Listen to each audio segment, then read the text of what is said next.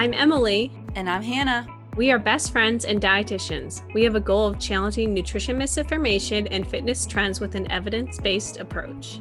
Each episode, we will dish up our thoughts about the latest facts on a popular health-related topic. We're the Up-Beet Dietitians.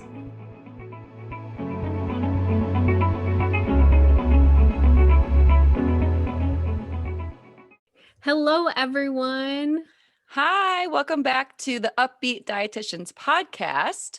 In today's episode, we want to talk about summer safety. With summer right around the corner, we thought this would be a great opportunity to chat about summer safety in terms of like nutrition, hydration, and just, general well-being in the summertime. Yes, it's very important. And with the nice weather, it can get easy to be distracted by that. So we want to make sure you're taking care of yourselves because health is just as important in the summer as it is in the winter. Exactly.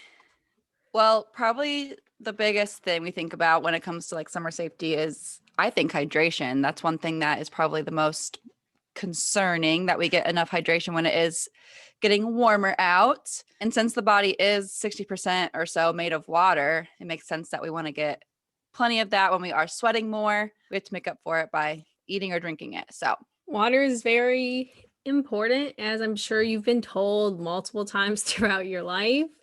And a lot of people tend to underhydrate already. So it's even more especially important during the summer when there's higher temperatures, you might be sweating more, stuff like that. But basically want to cover first is why it's important that you're hydrating and the role water and fluids play with your body. So hydration is really important for body temperature regulation, and basically it's always coursing throughout your body, making sure it's not going too high or too low unless there's other factors that are affecting it. But with hydration especially, it's focusing on that homeostasis.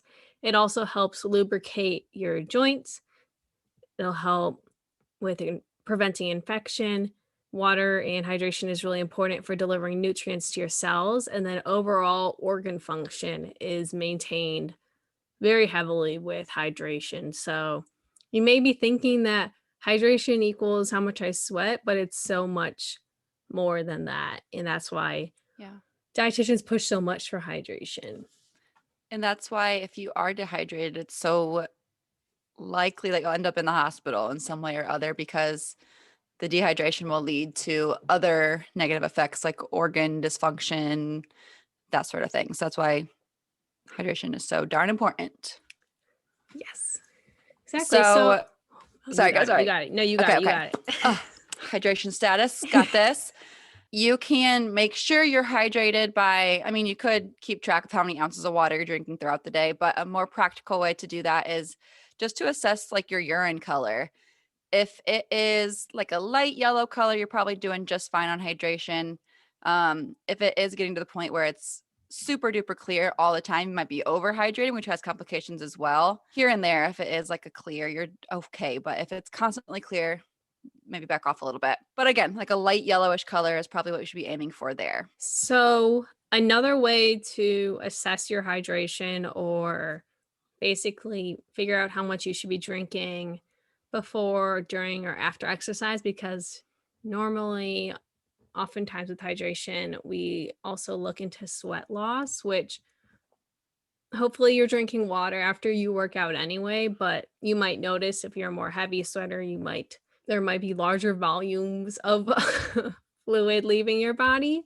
So CPSDA, the Collegiate Professional Sports Dietitian Association, has various recommendations for hydration. And before exercising, they recommend that you start off well hydrated, that you're not going in dehydrated.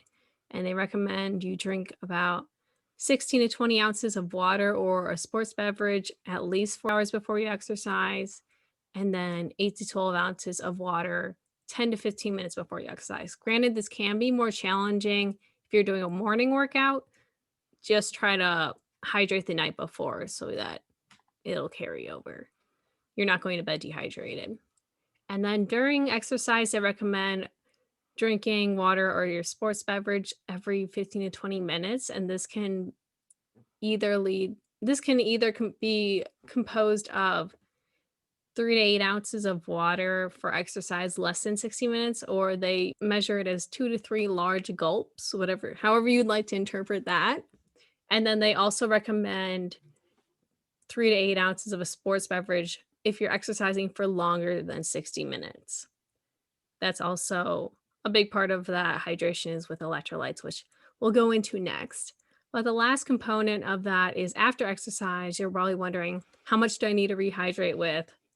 What does that look like? So, a very common practice with sports dietitians, and you can also do this yourself because it's kind of fun to do if you want to do some science and math with yourself, is you measure how much you weigh before a workout. And if you don't feel comfortable weighing yourself, you're totally fine to exclude yourself from this.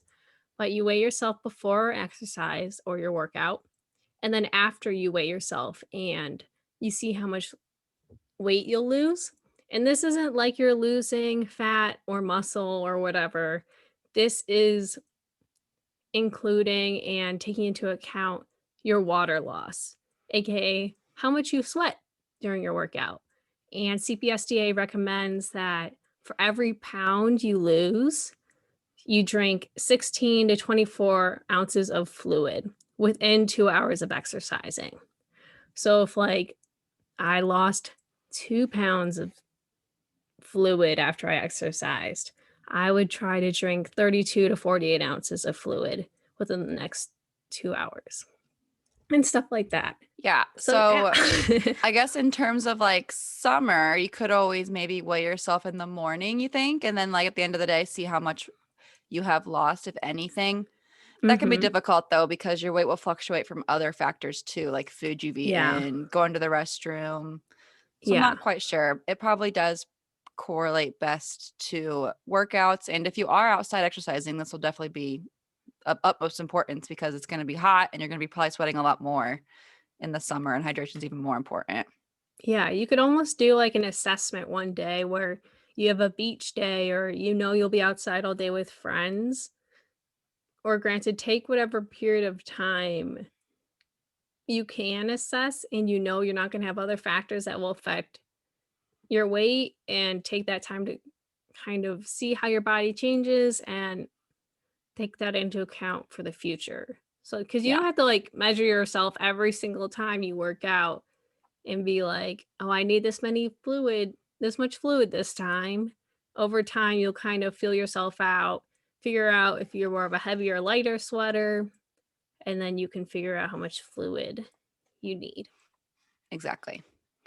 There are other recommendations besides the CPSDA's. Um, they're all quite similar, but the American Council on Exercise also has recommendations for what to drink before, during, and after exercise.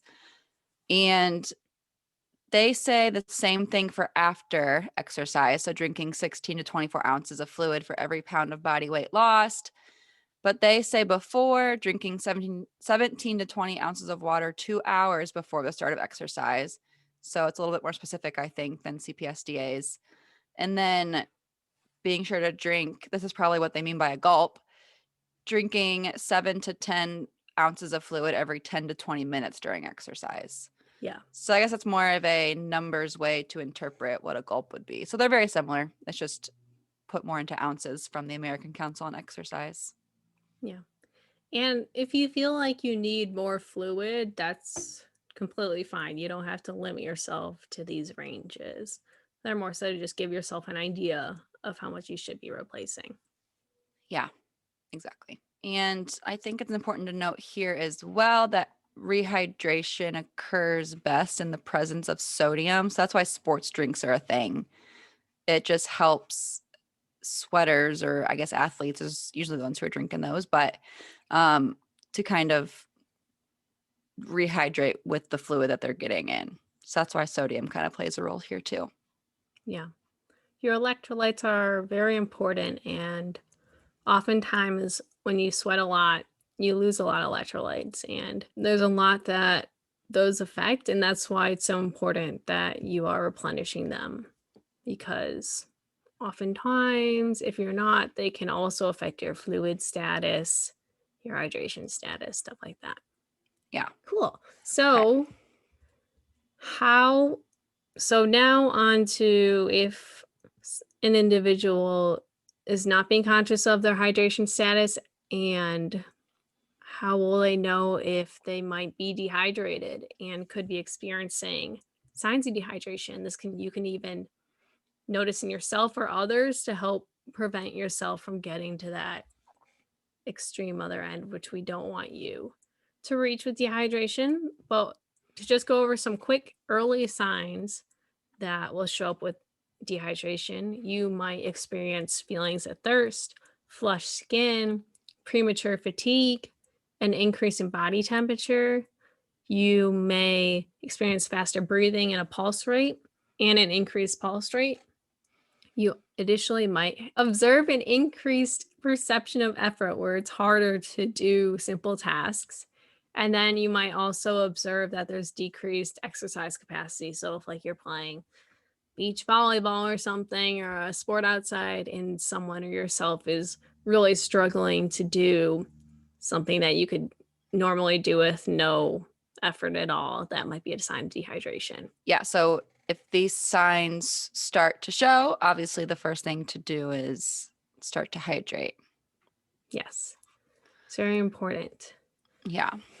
Some of the later and more serious signs of dehydration would be dizziness, that weakness or, increased perception of effort gets worse. It's harder to do those basic tasks.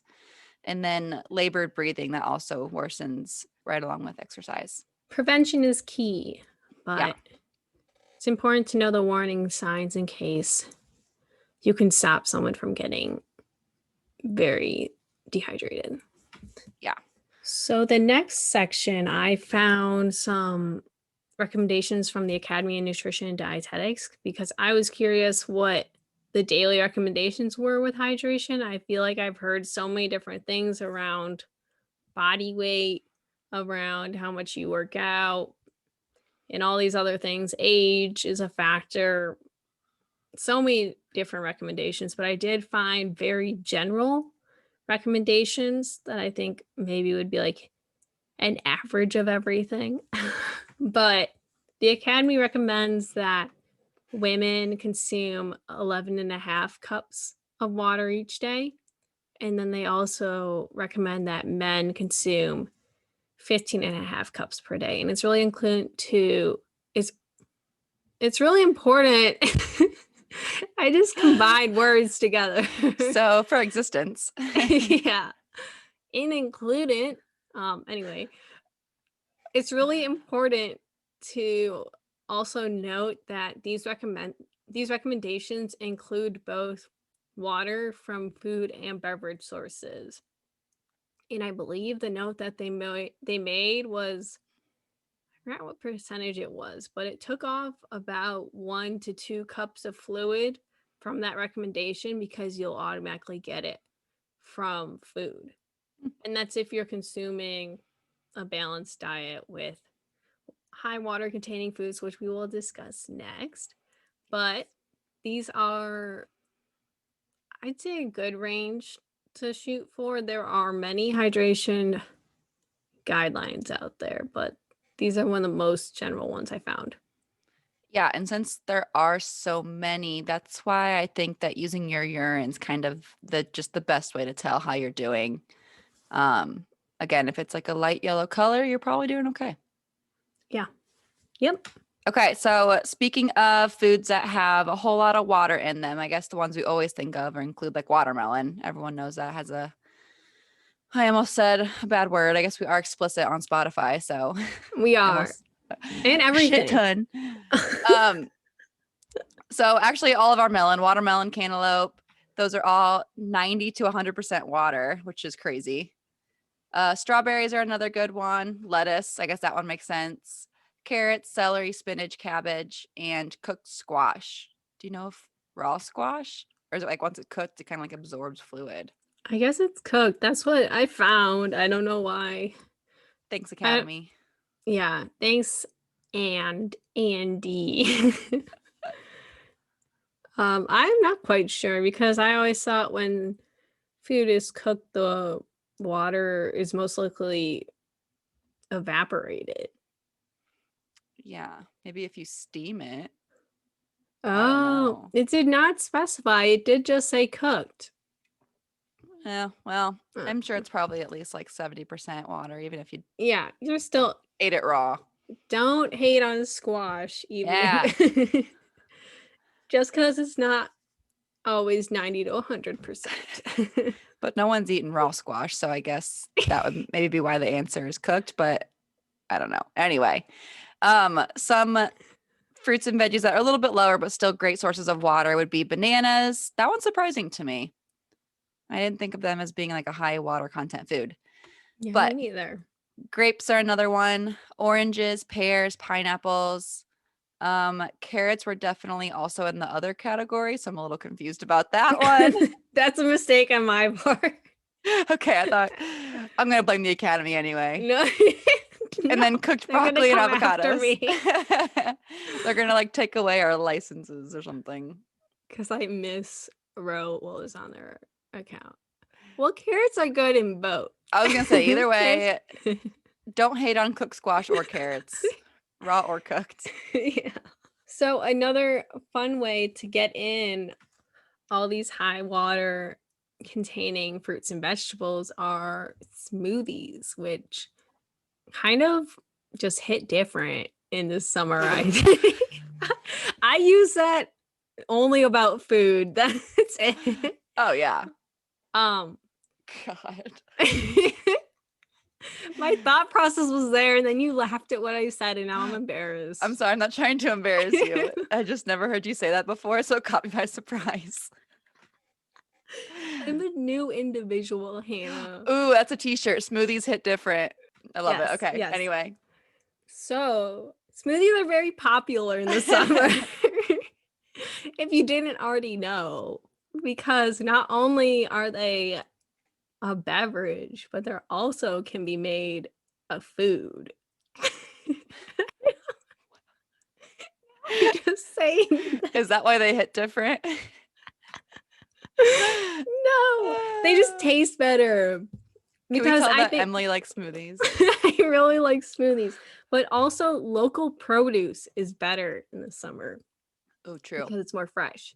But that's with sustainability. But anyway, back to smoothies. You can include not only these high water containing fruits and vegetables in your smoothies, but also adding additional liquids in there like juices, milks, stuff like that to make them more fun is a really great way to stay hydrated and take care of yourself while enjoying something that tastes really good. And you can add stuff on top of smoothies and make a little smoothie bowl. It's so Yeah. Ooh, versatile. I love smoothies. Do you like coconut water? Would you ever add that to a smoothie? I love coconut water. Me too. I I always think forget about it. I never get it. same. I think it's because it's expensive. It is. I'd rather So just that's get why, milk and use that. yeah. Yeah. But I've never put it Anyway, in a smoothie. Now that tastes good. Not tastes good. Now that's I'm sure it tastes good. it would. Imagine doing like some frozen pineapple, coconut water. Ooh, like a very like tropical Yeah, smoothie. mango. Ooh, that's my next Instagram smoothie. Stay I'm tuned. excited. Also, go check out Hannah's chocolate strawberry smoothie. Yeah, thanks, She pal. posted it today. It's currently May 12th, but this will be coming out in like a When you month. listen to this in June, please refer back to Go my post on May 12th. at dietitian.hannah, look under reels for a smoothie recipe. Well, actually, reels are so weird because I posted one like 3 weeks ago that's just now starting to like get views. It's so weird Is it on Instagram or TikTok? on Because both are very Instagram. different. So the kids know this, but I don't. I'm not a kid anymore, I guess. Something I noticed before over the past year of observation is I used to watch all my TikToks on Instagram, Hmm. but then in September or whatever, I downloaded TikTok finally, and I noticed that Instagram gets all the TikTok trends like weeks later. Yeah. So Yeah, that's you're very right. normal. I would not sweat it. I think because on TikTok, the app, the trends are switching much more quickly, and you kinda have to Yeah. keep up with that. But Yeah. on Instagram, that's like the beauty of Instagram is you can post whatever you want because the trends haven't hit there yet. Instagram is now where the old people hang out, which is sad because that's us. I And then know. like the really old people, like the 30-year-olds are on Facebook. So it's like, what's gonna be like next? Oh, I don't know. But we have to go to the next thing so we stay yeah, we in gotta the stay know. relevant. Yeah. Yeah. So follow us on TikTok and Instagram Yes. where we may or may not be with the trends. It's hard to tell. I can't keep track anymore. I like can't scroll through both or I'll spend my entire day looking at reels and TikToks. I would Ugh, recommend staying on top of TikTok. I feel because it changes more. that's true. I only follow like two people, like you and like one other person, I think. I gotta get some people that I actually like, I guess. Anyway, back to smoothies. Gosh. Smoothies are great. Yeah. Another good So way yeah. to No, oh, I was I'll gonna fight you I for was it. gonna plug you again. Have I ever made popsicles before? I don't think I have I have on my not, but they Insta. sound really good. Well, another fun way to hydrate other than just drinking a glass of water would be like a homemade popsicle. They have all those cool like molds you can get now that you can just like make your own popsicles with whatever you want, like juices, or you could do like creamy ones with like yogurt base. You could probably make a smoothie, put it in your popsicle mold and do like a smoothie pop. Oh my gosh, smoothies are That'd be so great. versatile. I like made that joke with the I made that joke with the smoothie bowls, but you're right, you can make popsicles out of them. I know, I just Y- thought of that while I was saying it. You can make 3 different products with one original product. Oh God. Emily needs to be a spokesperson for some kind of smoothie company. Someone Um, DM me. yeah, if you want us to do an ad for your smoothie business, we got you. Yes. But yeah, I'm trying to think of fun popsicle recipes, but I think a lot of them they're either the fun yogurt ones or they're various fruits with a juice. Yeah. Coconut water, that'd be a good one. That that would be It's like a pina colada popsicle. that would be so good. But that brings me to my next point that you got to be careful of diuretics in the summertime, especially when we're sweating, such as alcohol and caffeine, because those can aid in the dehydration, which we don't want, obviously. Yes. So if you're making a pina colada popsicle, just think of it as neutral. It's not hydrating or dehydrating you. It's right in the Yeah. middle. Or do a alcoholic pina colada popsicle and then alternate it with the non-alcoholic pina colada popsicle. So you Whoa. can just How many keep popsicles are there? keep Double fisted swapping them out. popsicles. Yeah, if you take a bite of one, then you take a bite of the other. Maybe that's a positive result. I don't know. Maybe you're we good. are we are realistic dietitians. Yeah. We would never say don't have a popsicle. We say have two popsicles. Yeah. I think that's a good I think that's a good wrap up on our fun ways to hydrate, but Yeah. also be careful of caffeine and alcohol. Wait, also I want to quickly note with the alcohol component is I feel like drinking on the beach is very popular in addition to day drinking in general, because I feel like people don't do that as much in the winter that I know about. Um, You're right. You're so right. I didn't think about that. just because like there's so many summer events outside, like festivals. There's other things Parties. to do outside besides festivals. I'm just blanking on everything.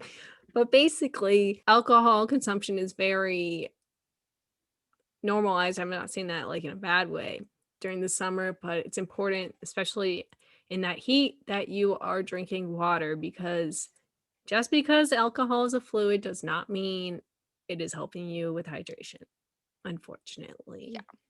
I have to pee, as you know, constantly if I have Oh, I thought alcohol. you were saying now. Oh no. I was like, I are will you soon like though. I have also for some reason like carbonation makes me have to pee really bad too. I don't Oh, know if that's a that's thing so or not, but interesting. yeah. Maybe it's because I like the taste of it, and so I drink it faster. Maybe that's just why. Oh. I just get more volume in. I don't know. Mm-hmm. Who knows? If anyone knows, let us know if you know anything about. I just said no 3 times in less than 2 seconds. Okay, moving on Oh my God. to Moving on. Next topic is this is kind of we already discussed this, but electrolytes associated with sweat and hydration. And this we kind of just reiterate on it. You will lose sodium when you sweat heavily, and we want to make sure that you're replenishing those sodium stores. And this can be seen oftentimes in those sport drinks like Gatorade, Powerade, stuff like that. But also from just simply salting your food or consuming food that naturally has salt in it, you're able to replenish your salt stores or sodium stores. So that's something to be aware of when you might be sweating very heavily, but that does not mean if you sweat a lot to just go eat a pile of salt or so, ugh, or anything like that. Don't overcompensate for it because the little bit goes a long way. yeah, yeah. We don't need that much salt in the big picture. No. If you're just scooping it, isn't it 2 teaspoons? Is that like what it equals out to be? I think that sounds right. So, since it will be getting warmer out, we want to touch on as well some things about heat stroke and heat exhaustion, which I'm sure you've heard of before. Being in the sun can be dangerous if it's for too long of a period of time, if you're not hydrating. So, we want to talk about what the symptoms of those look like and what they are. So, heat exhaustion is just a condition where, again, if you're in the sun for too long or you're overheating, and symptoms may include heavy sweating, a rapid pulse, and again, it's just basically the body overheating. And this can turn into heat stroke, which is often a result of prolonged exposure to, or if you're being super duper active in high temperatures.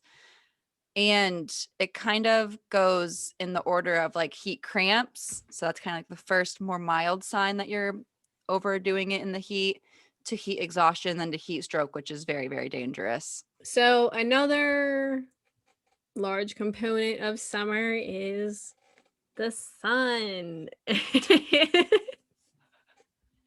As you might be aware of, I don't You ever know. heard of it?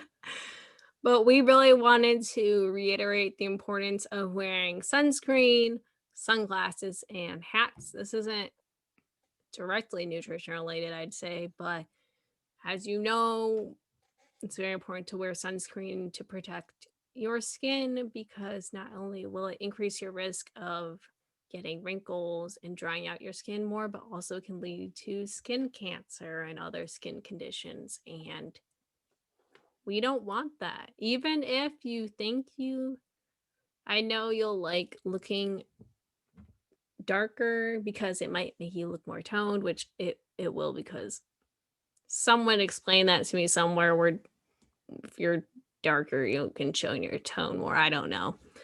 But it's important that you're using sunscreen that's at least SPF 50. And this is pretty hard to find, but this was the most common dermatologist. I was like, what's a profession? Dermatologist recommended intensity of SPF to get is 50. And they recommended reapplying pretty frequently. I think they said to try for at least 2 times a day if you're outside, but even more than that if you're like going into water. And basically over time it can rub off from clothing, water, stuff like that, sweat. Yeah. Yeah. I follow, actually, I have been seeing a lot of dermatologist TikToks. That's one thing I have been into. And I have recently started, they'd be so proud, applying SPF every day, even if I'm not really Look at going outside. you. I know. I sit by some windows at work. And so I've been very cautious of that because the sun's like right there. It's just going through a window, which is not that much of a barrier.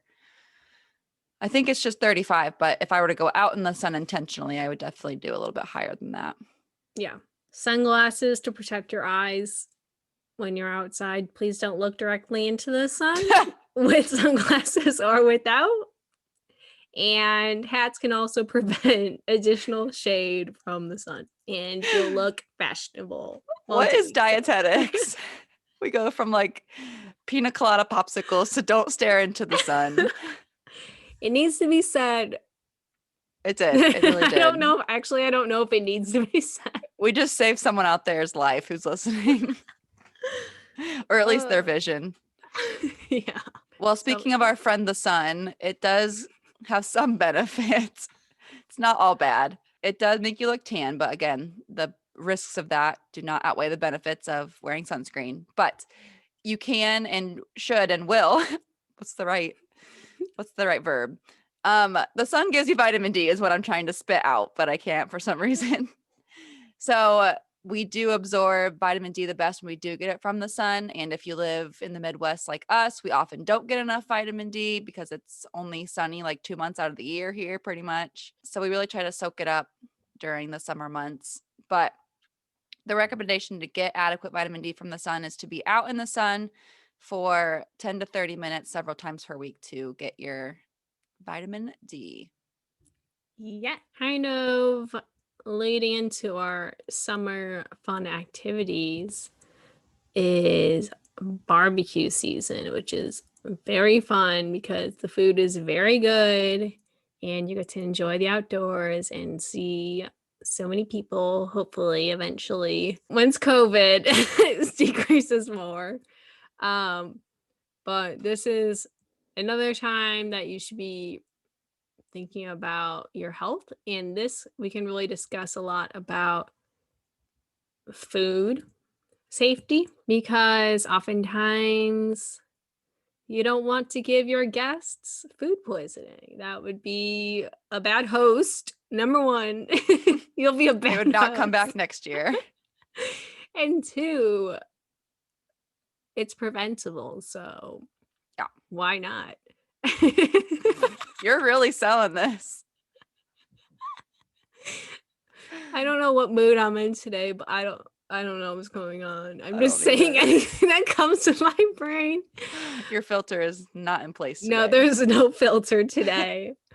So it's really important when you're cooking foods to use a thermometer, especially with foods with like beef and poultry, because unless you're cutting open the middle and then recooking it and then turning it and then making sure everything's cooked and then it ends up well done and you might not like that.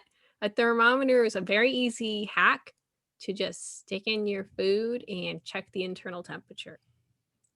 And the danger zone if of when bacterial and microbial growth is optimal is 41 to 135 degrees Fahrenheit. So this is the range we want to avoid. If your food is in this period of or this range of temperature range is in this temperature range, it can be at an increased risk of becoming a foodborne infection or pathogen, which we do not want. So we want to avoid that middle range by either keeping the food below 41 or even ideally at this point, if it's below, it's in a fridge or freezer or it's on ice if you're serving a colder food, and then above 135 if it is a hot entree or side. Yeah. Cold food stay cold, hot food stay hot. So if you do plan on storing your food for later or you have extra of whatever dishes you made, it's really important that you get that product from 135 to 41 as quickly as possible because we want to stay out of that 41 to 135 range the least amount of time as possible. So not letting it sit outside for a really long period of time is important. If you know no one's going to come back to it, you can take care of that right away or after everyone serves themselves or got their seconds or thirds, whatever. And then if it is being held for longer periods of time, it's important that hot foods are kept at over 135 in order to prevent that bacterial growth. And any food that is hot and being held for longer than 4 hours should be discarded because it has been outside for too long and there's too high of a risk at that point that the bacteria had grown on your food. So you want to get everything put away before 4 hours or Yep. eaten before 4 hours. I'm like getting flashbacks to my decade of food service experience. Ugh. A scary time. Yeah. Okay. One last fun summer thing we want to touch on is travel, as people are often traveling more in the summer.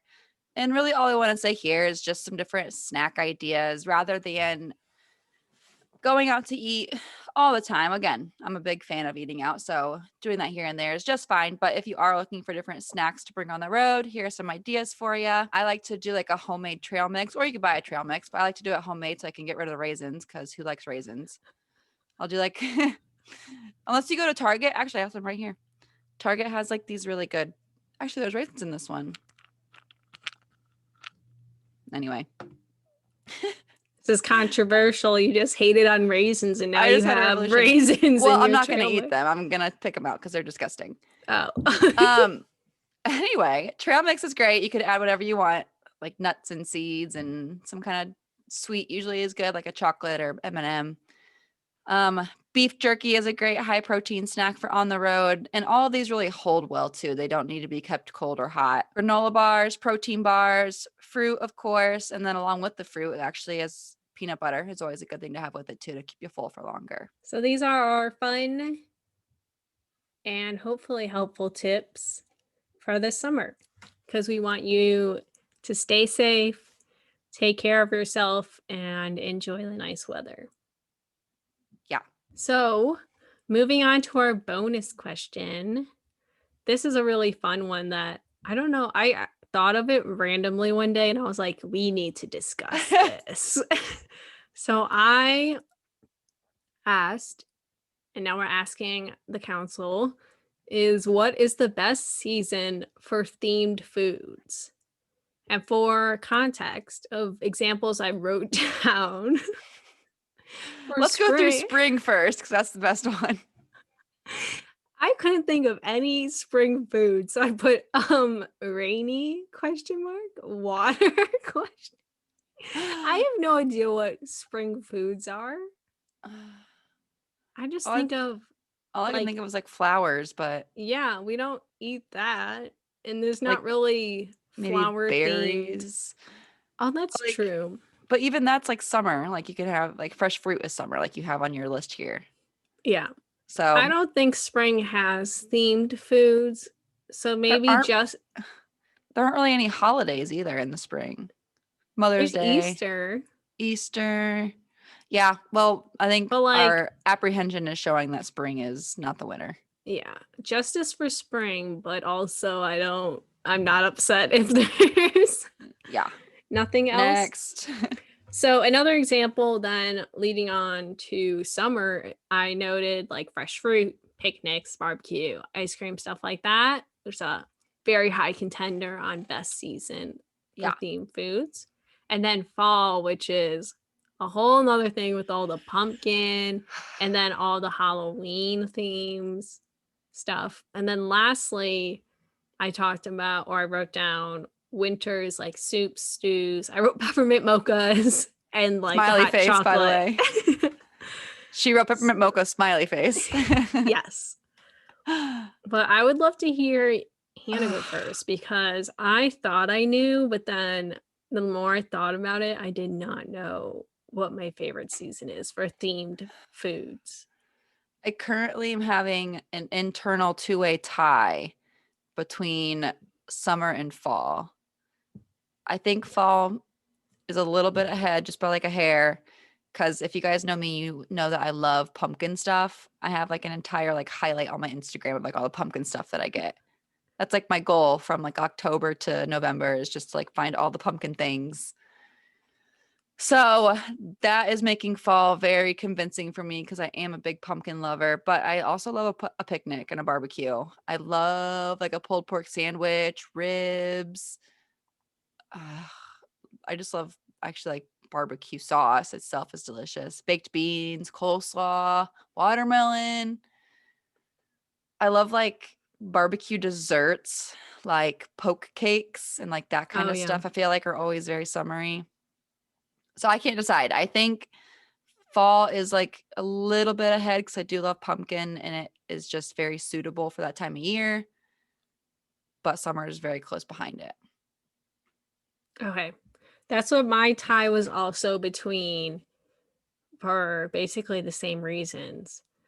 But I think after hearing you talk about it, I think I'm going to go with summer only because I have so much excitement toward fall with pumpkin because I also am a huge pumpkin lover. But I just think maybe it's like the association with like school being out in the summer, even though we're not in school anymore. Right? But That like was, yeah. summer seems there's like just such good vibes with summer and everyone seems to be happier because they're outside and enjoying the sun. And I feel like the food is such a big component of summer and just having a good time. So I might be just associating the food with being happy during the That summer. is not the question, my friend. The question's what the best season is for You're themed right. foods. You're right. All right, then I'm gonna go fall. I think I have a better life experience during summer. But I agree with you. Like I think I agree because summer food I think tastes really good and it's like maybe even better than pumpkin foods, but pumpkin is just so fall-y and I like look forward to that every year. It's a really Yeah, good time for same. pumpkin, if that makes Same. sense. Yeah. So we're team fall. If you disagree, then we'll know you're a pumpkin hater. Which is common. Ross I doesn't like know. pumpkin. Some of the girls I work with don't like pumpkin. It's just not as popular. It's either like Sad. one extreme or the other, I think. Yeah. Which I guess the team that likes pumpkin won because I feel like so much of the world revolves around pumpkin in the fall, Yeah. I which get I'm not upset so about. many things. I love it so much. Yeah. I know I've talked about the pumpkin cream cold brew on here before. Yes. So good. Yes. I'm excited for it now and it's like May. It usually comes out though, like it's after a certain holiday. What is like a summery holiday? July, August. Is it after Labor Day? I don't I think know. It it's usually Labor comes Day. out, yeah, very early, like late summer more so than fall. So Mhm. that's very good for those of us who drink like 15 of them in a season. Yes. Well, thank you guys again for tuning in to this episode. Like Emily said, we hope you learned something and we hope you have a safe and wonderful summer, which we'll be here for. But Yes, we will be, but yeah, let us know if you like smoothies. let us know if you like smoothies, if you like raisins, and the best summer, or the best summer, gosh, the best season for themed foods. Those are the Yes. questions of the day. Please let us know. Yeah. All right. Cool. Bye, guys. Bye. Thank you so much for tuning in on this episode of the Up-Beet Dietitians with your hosts, Emily Krause and Hannah Thompson. We appreciate you all so much for continuing to support us. In order to support us and sustain the success of this podcast, please subscribe and leave a rating and review. If you'd like to provide us feedback for future episodes and guest stars, follow us on Instagram at the Up-Beet Dietitians. Lastly, you can show us support by providing a monthly donation using the link at the end of our bio. Once again, thank you so much for listening today and stay tuned next Wednesday for a new episode. Until then, we hope you have a wonderful rest of your week.